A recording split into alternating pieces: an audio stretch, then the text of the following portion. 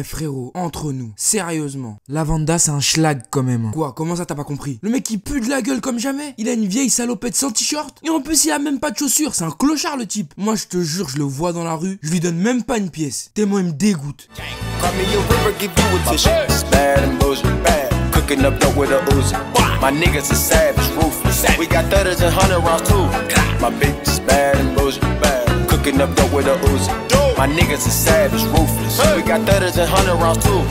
Ohio Minna ici Afro, j'espère que vous avez la pêche car moi c'est le feu. Et aujourd'hui on se retrouve pour la review de l'épisode 98 de Dragon Ball Super. Bon, avant de commencer la review, mettons-nous d'accord. Bande de cochons, est-ce que vous êtes sérieux? Ok, je sais, votre frérot vous manque, y a pas de souci, on est ensemble, tu connais. Mais c'est pas la peine de m'agresser en vidéo ou sur Twitter. Imbécile, la vidéo elle va sortir quand même. Attends seulement. Malgré tout, ça fait plaisir de voir que je vous manque. Mais si vous voulez être au courant de tout ce qui est sorti vidéo, venez me voir sur Twitter, je suis actif dessus. Tu sauras si oui ou non je vais poster une vidéo. Imbécile. Non, je le redis parce qu'il faut bien que ça rentre. Et comme je te l'ai dit, pas de followers fantômes, hein. Nous on veut que des légendaires et des légionnaires. Merci. Voilà, parenthèse étant passée, parlons maintenant de cet épisode 98. Franchement, il est passé à ça, mais à ça d'être nul. Je te dis la vérité, l'épisode il a traîné en longueur comme jamais. Fais même pas genre, je sais que tu l'as senti aussi. Tout le remplissage avec le trio The Danger et leur formation Power Ranger du bled là, toute la première partie de l'épisode on l'a mangé, ça m'a saoulé. À un moment j'avais envie de mettre pause et de me barrer frère. Mais tout cela c'était avant que Vegeta et Goku se mettent enfin à agir. Et je te rends compte comme c'est des carotteurs, ils abusent. Et les mecs ils auraient pu les défoncer depuis le début, mais sous prétexte qu'ils veulent s'économiser, ils perdent du temps. Ils m'ont fatigué. J'ai même cru à un moment que Vegeta allait se faire niquer par un random. Je te jure j'allais appeler la Toei. J'étais vénère. Mais bon, moi ce qui m'a le plus surpris, c'est que Goku vienne aider Vegeta. Parce que même si ils sont rivaux depuis toujours, que Vegeta a un seum énorme contre Goku, bah ça reste son meilleur gars. Et le fait qu'ils viennent l'aider même s'ils ne sont pas coordonnés correctement, leur a permis de pouvoir se débarrasser sans problème de leurs assaillants. Parce que je sais pas si t'as remarqué, mais leur cohésion mélangée à leur adversité, je m'explique,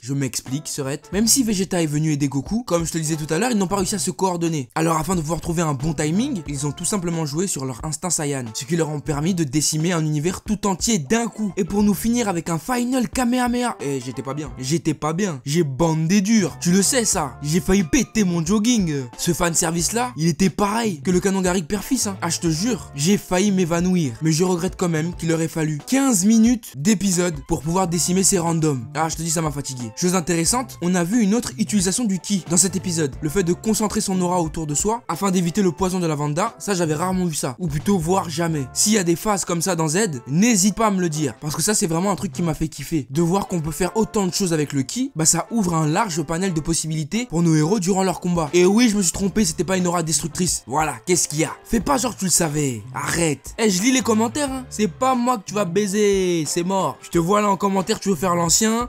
C'est pas au loup du Bengale qu'on apprend à faire la grimace hein. Je te le dis, c'est mort. Bref, cet épisode est aussi l'occasion de bien se rendre compte qu'on n'est pas au Tenkaichi Budokai ici. On est au Chikara no Taikai. Tu perds, tu meurs. Marche ou crève, c'est tout. L'univers 10 s'est fait éradiquer après sa défaite sous le sourire narquois de son ange. Bah oui frère, là il est refait. T'as cru quoi? Depuis le début il les aimait pas hein. C'est un vicieux ce type. Depuis le début il trouvait Sidra et Ro extrêmement con, mais d'une débilité du futuroscope. Donc quand il a vu qu'il était enfin débarrassé et était en paix, normal qu'il fasse des sourires, comme si c'était un dernier méchant. Tout ça orchestré par le Daishinkan. Et là j'en vois certains qui vont dire oui le Daishinkan il est méchant, c'est le diable incarné, en vrai il veut tout détruire. Mais frérot t'es sérieux quoi? Arrêtez avec lui, arrêtez. Ça se trouve le gars il est tigeant comme jamais. C'est le genre de pote qui partage son capricène avec toi. Et ce si toi t'as du pain au beurre. Ah oui mon con. Serait, tu crois sincèrement que le Daishinkan il est mauvais? Que c'est un mauvais gars? Que c'est un sorcier? Non, il fait juste son taf. Le Chikara no Taikai a été organisé pour la destruction des univers. C'est normal que c'est pas un jeu. Eux ils étaient là, ils rigolaient, ils faisaient genre c'était normal. Mais non, il va y avoir des morts pour ajouter de l'enjeu. C'est tout. Le Daishinkan il est pas méchant, il a pas un plan de ouf. Faut arrêter vos bêtises hein. T'as vu sa coupe? Tu crois qu'il joue lui? Sachant bien que je te le rappelle, le Daishinkan c'est pas le plus puissant hein. Ce n'est pas le plus puissant des univers hein. Il il fait partie des 5 plus puissants. Des 5. Donc c'est à dire après lui, il y en a 4 autres. Donc arrête de bander sur lui. C'est tout. Bon, mention spéciale à Frieza qui m'a fait extrêmement rigoler avec son laser sur ce type là. Mais regardez-moi cette pédale. Je ne suis pas homophobe. Il a fui. Il a préféré se jeter du ring plutôt que de se taper. Ah là là, la peur quand tu nous tiens. Bon, comme je te le disais tout à l'heure, l'épisode pour moi vaut un 13 sur 20. Mais attention, hein, s'il a 13, c'est uniquement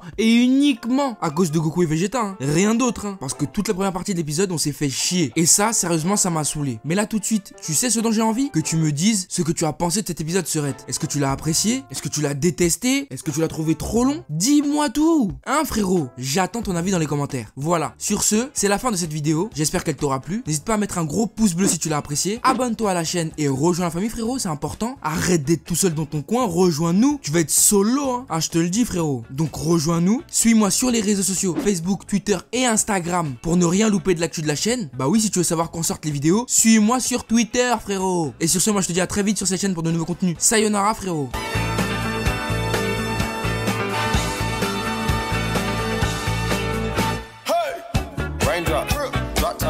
Smoking no cook in the hot pot. Fucking on your bitch, yeah, that. Cooking up dope in the crock pot. You came from nothing to something, nigga. Hey. I don't try nobody, grip the trick. Nobody call up the gang and they come and get gang. Cry me a river, give you a tissue. Hey. Bad